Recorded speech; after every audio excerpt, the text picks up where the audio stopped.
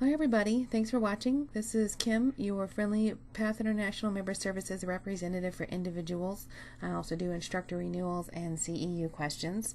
This video today is going to be on how to fill out the compliance form and also where to find it on the website.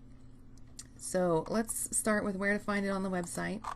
Once you get to our website, pathintl.org, then you'll go ahead and click on the box that says PATH International Certified Instructors, and it's going to load our certifications page that you see here. You can also find it on the quick links on the left side. It says Certified Instructors on the left side. So once you get to that page, the certifications page, it's going to load all of the different certifications that we have. And there's a paragraph to the right side of each certification where the compliance form link is here, and also the CEU guidelines. And just so you know, there is another video on CEU guidelines that I've done. If you watch both this video for the compliance form and the CEU guidelines video, you actually get one free CEU for watching both. So let's get started here by looking at the compliance form. So the compliance form is a fillable document now, so you can download it and save it on your computer, fill it out on the computer, digitally sign it, and email it to me, which is a wonderful way to do it because it gets it done quicker, and it's also pretty darn reliable as well. So we'll start at the top and go over everything from the top down to the bottom. So first, the first fillable field is your name. So please put the name that we have in the computer there. If you have a name change, you're welcome to write it on the form. Just let me know what your old name was and what your new name should be. And your membership number is really, really helpful to have over here as well. Okay, so the first sentence is, to maintain compliance as a PATH International Certified Professional, this form must be submitted along with your annual renewal dues. Certified professionals may be marked non-compliant if these items are not submitted together, regardless of expiration date. So what that means is we really highly prefer that you send this form in when you go ahead and pay. So you need to pay your membership dues along with sending in the form. So if we receive one without the other, you could be marked non-compliant, even if you turn in your form and you're not at your expiration date yet. You're still going to be marked non-compliant. So you'll want to make sure that you do both things together at the same time. You are welcome to renew early if you'd like. You'll still keep your same expiration date. Also, a quick note on expiration dates and renewing as an instructor. For new instructors who have just gotten certified, please know that your certification expiration date is always going to expire at the same time that your membership expiration date expires.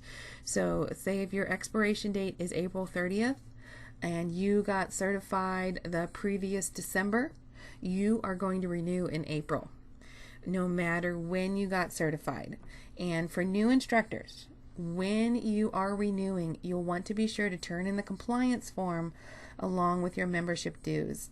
You are welcome to use the workshop that you attended for your certification for the full requirements for your certification. It does count for 20 hours with all disability requirements met, and the requirements for the certification the workshop was for.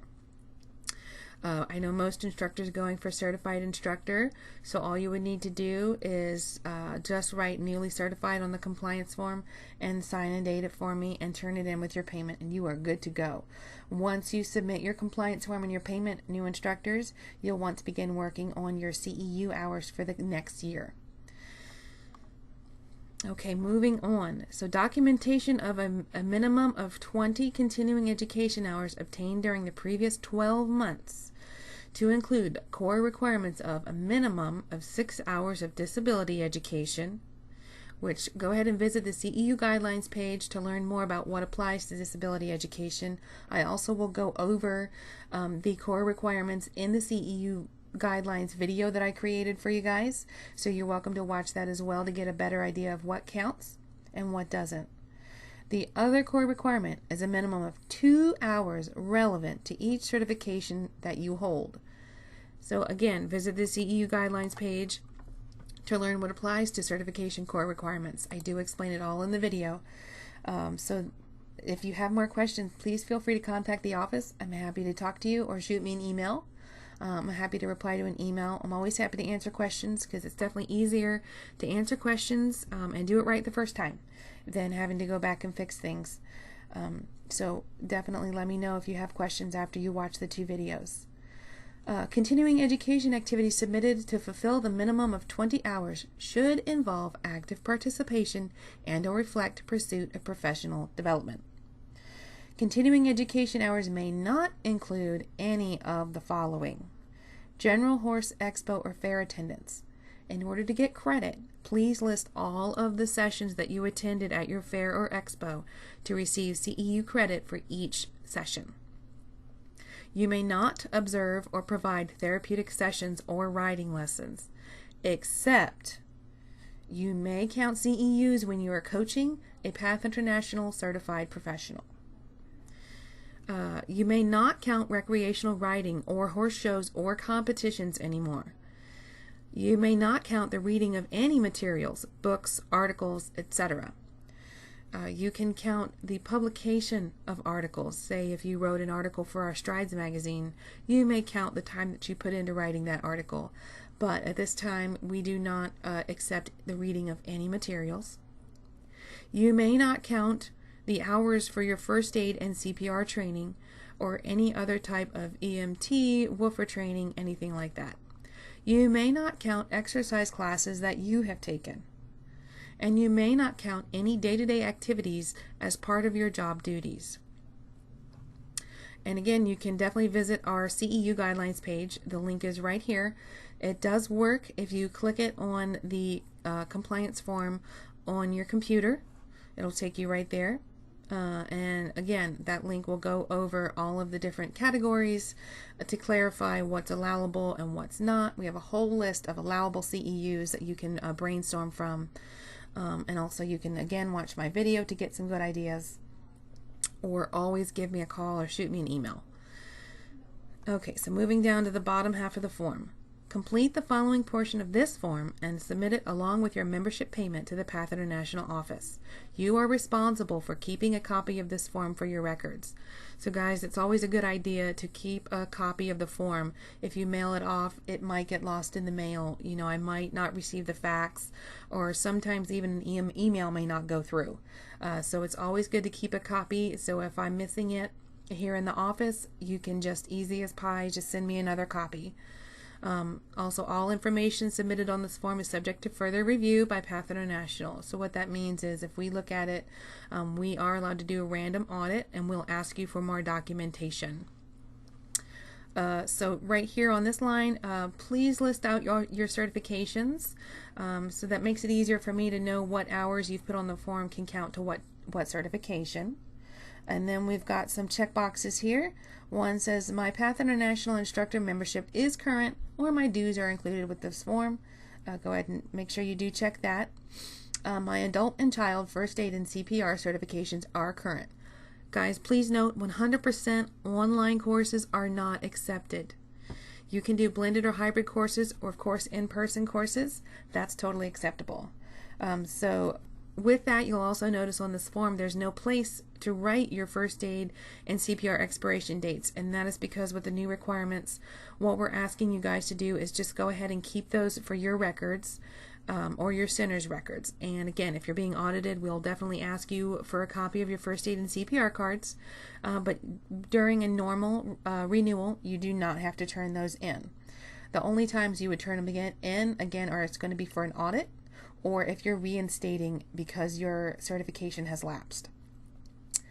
Okay, the next checkbox says, I have verified that my coaching was provided by a current PATH International certified instructor, if applicable. Applicable, guys. If you have not done any coaching, don't worry about that checkbox. I have read, fully understand, and will uphold the PATH International Code of Ethics at all times and agree to maintain compliance with all standards listed in the PATH International Standards for Certification and Accreditation.